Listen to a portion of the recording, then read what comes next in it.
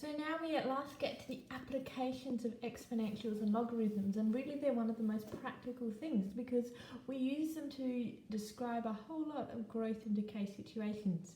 If you think about this one, we've got a population of bacteria which under lab conditions increases at 30% per hour. Okay, so we've got optimum conditions going on, optimum temperatures, etc., and so it increases at 30%.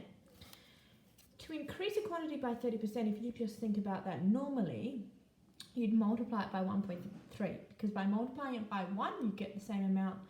Then if we multiply it by that extra 0.3, that gives us the extra 30%. So if the original population is 20, and we just use PT to represent generically the population after T hours, whatever that be, P0, well, that's the initial, is 20. We said that. P1 is just going to be 20 times 1.3. You're going to increase it by 30%. That gives you 26.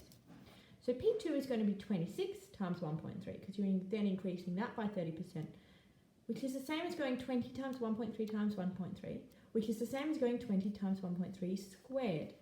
And the answer to that is 33.8. And you think about it, P3, you might be able to see a pattern. P3 is 33.8 times 1.3, which is 43.94, but that's actually the same as 20 times 1.3 cubed. So PT in general is 20, the initial, times 1.3 to the power of T, where T is the time in hours. We can now use this formula for this specific situation to describe any and work out the population at any time, T. So then exponential growth and decay can actually be described by functions of this form. A, and this might be a number, it might be a number of bacteria, it might be a number of cars, it might be a number of deaths, whatever it is. A equals A0 times B to the T, where A0 is just the initial quantity, where we started from, and B is a positive constant. Now, if B is greater than 1, we'd get a growth situation. If B is less than 1, you'd get a decay situation. But you still get the same pattern of formula.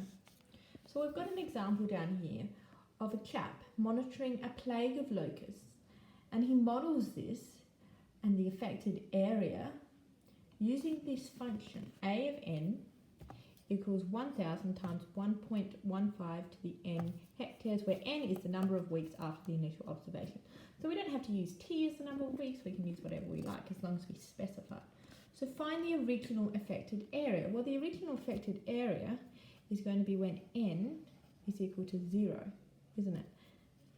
So let's work that out. So A of 0 is going to be 1,000 times 1.15 to 0, which is the same as 1,000 times 1, which is 1,000. Now you probably knew that, we'd want to put the units, you probably knew that just by looking straight at here and going, well, that is actually the A0 value that we were talking about up here. The second part is, what is the percentage increase in the area affected each week? Well, we're multiplying by 1.15 each week. We multiply by an extra 1.15. Multiplied by 1, you get the same amount. You multiply by 0.15, that's what the increase is, 0.15, which is the same as 15%. So there is a 15% increase in the area affected each week.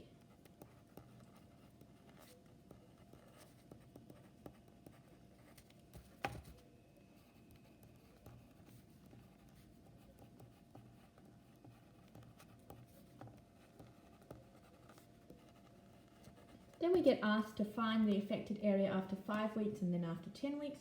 Well, 5 weeks, n is just going to be equal to 5. So if we go down here, after 5 weeks, so A of 5 is going to equal 1,000 times 1.15 to the 5, which is just equal to 2,110 hectares.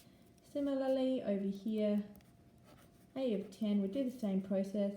It would be really important for you to show you're working out here, and simply the working out I've done it is perfectly fine. So you do 1,000 times 1.15 to the 10, you put that in your calculator, and you get that's equal to 4,050 hectares. So that's our first examples of using this exponential function to be able to describe things. Then we got asked to draw a graph of the affected area versus time. So I'm just going to bring back in what we talked about. How are we going to draw a graph of this? Well, we're going to have on our y-axis the area affected, and our x-axis time. You always have time on the x-axis in general, okay?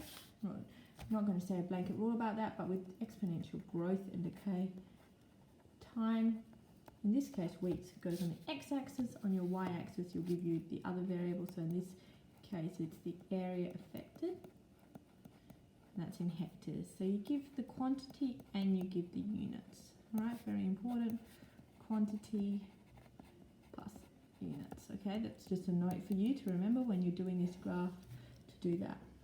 Alright, then we have a whole lot of information that we know.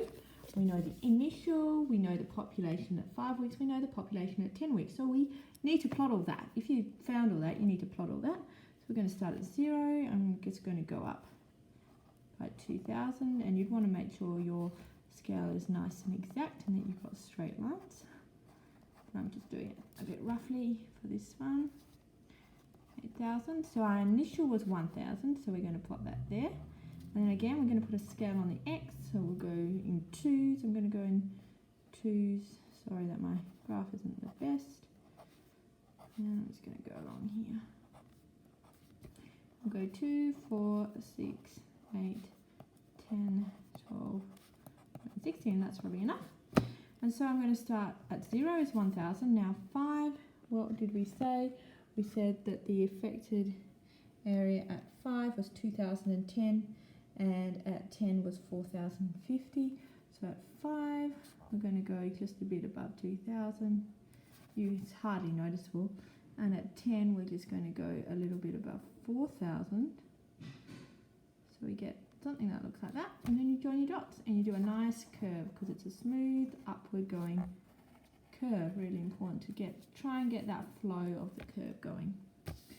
So then we get asked from how long would it take for the affected area to reach 8,000 hectares? From the graph and using technology. So if we're doing it from the graph, here's 8,000. All we're going to do is actually draw lines across to here, and it'd be good to show this so I know when I'm marking that that's what you've done. Go lines across there, and then lines down here, and you get about 15 weeks. So from the graph, it takes 15 weeks to reach 8,000 hectares affected. Okay? Then it says using technology. So how will you do that? Well, you will put the model in your graph. Put the model in your calculator, okay? So you graph it on your calculator and you do G-solve and you want an X value. So you want X calc and your Y value you'd put in would be, so you do Shift G-solve, X calc, and your Y value would equal 8,000.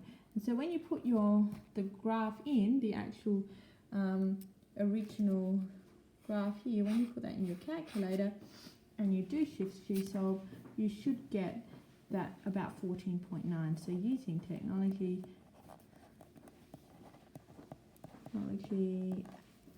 8,000 hectares are affected after 14.9 weeks.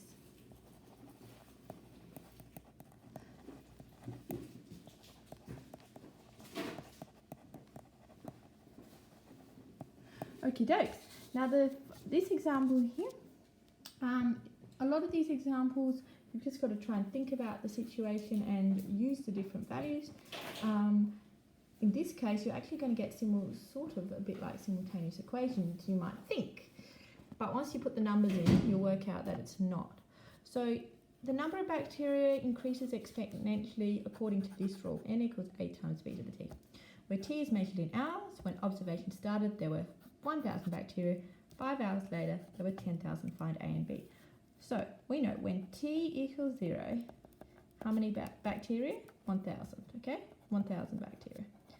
So let's put this in our equation. So 1,000 is going to equal A times B to the 0. Now you know that B to the 0 is 1. So 1,000 equals A. You found A. Easy. Then you're going to use the other piece of information. When T equals 5, N is going to equal 10,000. All right. So again, sub it in. So N is 10,000. 10,000 equals A, or A is 1,000. We found that out. Times B to the 5. So you want to get rid of the 1,000, so you're going to divide it, and you're going to get B to the 5 is equal to 10. Then to get B on its own, you're going to take the 5th root of 10, which is the same as doing 10 to a 5th. And so you found A and you found B. And so your answer is that N is going to equal A times, which is 1,000,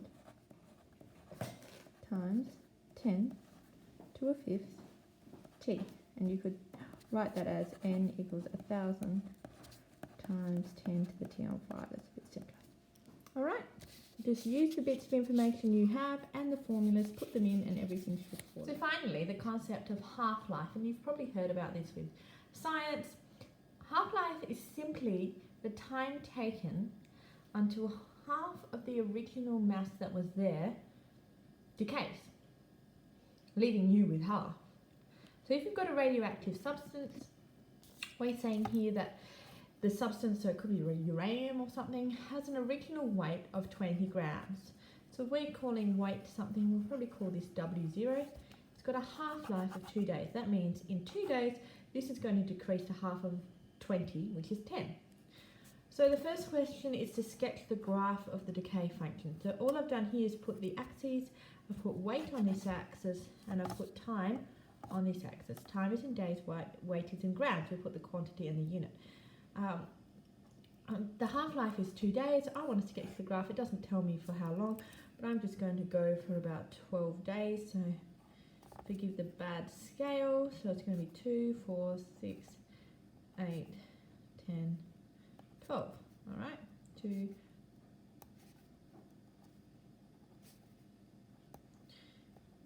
Okay.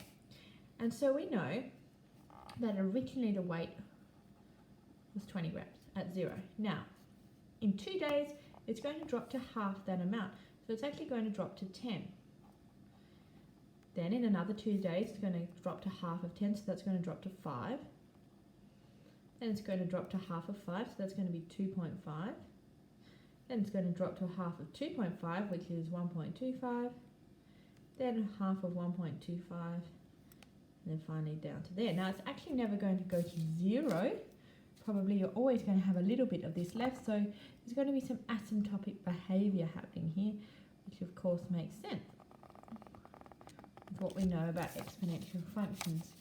And so we just curve this around and a nice straight curve, and making sure that it doesn't actually touch. You need to make that line nice and smooth. Do it in pencil. Alright, so that's our graph. Now it says to determine the equation of the decay function and give the answer in this specific form. We've got W0 times this here. Now you'll notice that it's got a K in there. Okay, so we actually want to find K and we want to find W0. Now we know what W0 was. W0 equals 20. So that means then when T equals 0, W0 equals 20. So we can go WT equals 20 times 2 to the power of KT, okay, because we already have that information. We want to find K. T will always have in there, that's our variable. So we know another bit of information. We know that when T equals 2, W is equal to 10 grams, or W2. The weight at 2 seconds is equal to 10 grams because that's the half-life. So we can then substitute that in. So we can go 10 going to equal 20 times 2k to 2. Alright, and then we can simply simplify that. So we divide both sides by 20, we get 2 to the 2k equals a half. Now a half is actually 2 to the negative 1. So we get 2k equals negative 1. So k equals negative r half. Alright, so therefore our final equation is that Wt equals 20 times 2 to the negative a half t. Now, you'll sometimes have to find k first and then find t, often with these questions. So it might ask you how long will it take for this weight to be reached or something. And if that's the case, you have to find k first and then find t. The final question down here is find the time taken, so that's what I was saying before, for the substance which has this decay function to decrease by 60% of its original mass. Now here you've been given k. If you weren't given k, you'd have to go through this procedure and find k. Alright, so how do we work this out? Well, we want to find the time taken to decrease by 60% of its original mass. So, when it's decreased by 60%, that would imply that 40% is remaining. Okay? That implies that m of t equals 40% or 0.4 of m of 0. So we can therefore go find out when this occurs, because we've now removed one of the variables. We've removed m of t because we've got two m of zeros. You can see that that m of 0 is going to disappear magically because we're going to divide both sides by m of 0. So you're going to actually end up with 0.4 equals 4 to the negative 0.005 t. Now, I think I made something like that. And so we can do log 10 of both sides. That's where our logs come in.